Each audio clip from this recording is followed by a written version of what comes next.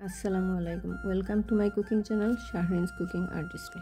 আজকে আমি আপনাদের মাঝে একটি নতুন রেসিপি নিয়ে এলাম। রেসিপিটি আশা করি সবাই ঘরে তৈরি করতে পারবেন। রমজান মাসে সবার ঘরেই ছোলা বুট থাকে।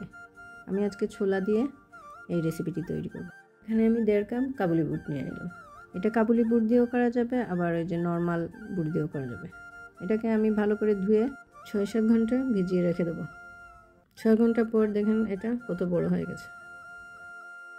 এখন আমি ব্লেন্ডারের জারে এই বুটগুলো দিয়ে দেব। এখন দিয়ে দিচ্ছি 1 কাপ পেঁয়াজ কুচি, 2টো মরিচ কুচি, আদা কুচি 1 টেবিল চামচ, ধনে পাতা 2 টেবিল চামচ, পুদিনা পাতা 2 টেবিল চামচ, জিরে গুঁড়ো 1 চা চামচ, কালো গোলমরিচের গুঁড়ো 1/2 চা চামচ, লাল মরিচের গুঁড়ো 1 চা চামচ, লবণ স্বাদ মতো ও 2-3 টেবিল চামচ পানি দিয়ে আমি এটাকে ভালো করে ব্লেন্ড করে নেব।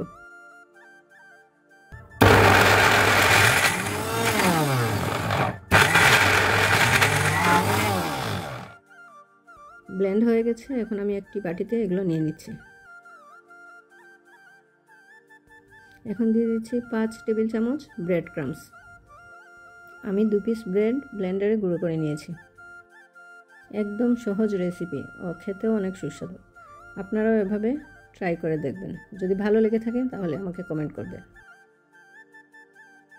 এখন আমি এটাকে বলের মতো শেপ করে নিচ্ছি।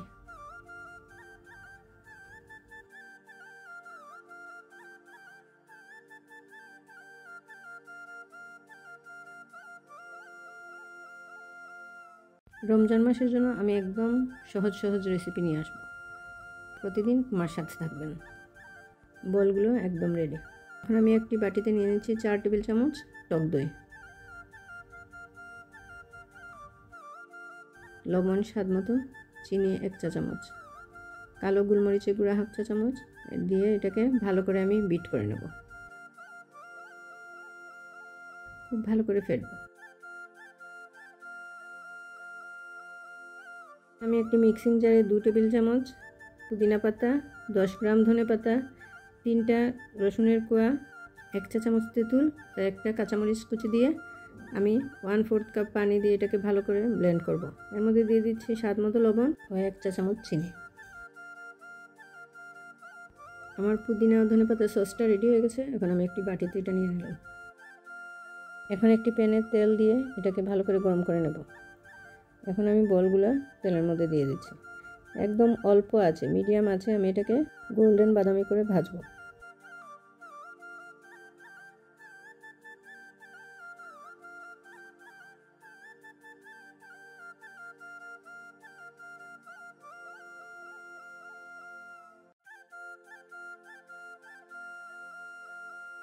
দু পিটি হয়ে গেছে। এখন আমি এগুলোকে নামিয়ে নেব।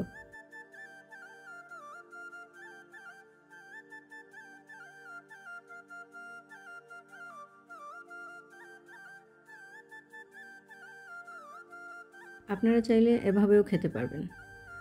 আমি একটু স্বাদ বাড়ানোর জন্য আমি টক দই ও পুদিনার চাটনি দিয়ে এটাকে আরও সুস্বাদু করেছি। এখন আমি এগুলোকে সাজিয়ে দই এবং পুদিনার চাটনি দিয়ে সার্ভ করব। যদি রেসিপিটি আপনাদের ভালো লেগে থাকে তাহলে একটা লাইক ও সাবস্ক্রাইব করতে ভুলবেন না প্লিজ। আর প্রতিদিন নতুন এবং সহজ রেসিপি নিয়ে রমজান মাসের জন্য আমি আর চলে আসবো আপনাদের মাঝে। যদি ভালো লাগে তাহলে আমার সাথে থাকবেন। আর এতক্ষণ যারা ফুল রেসিপিটি দেখেছেন তাদেরকে অসংখ্য ধন্যবাদ। রেসিপিটি কেমন লাগলো অবশ্যই কমেন্ট করে জানাবেন।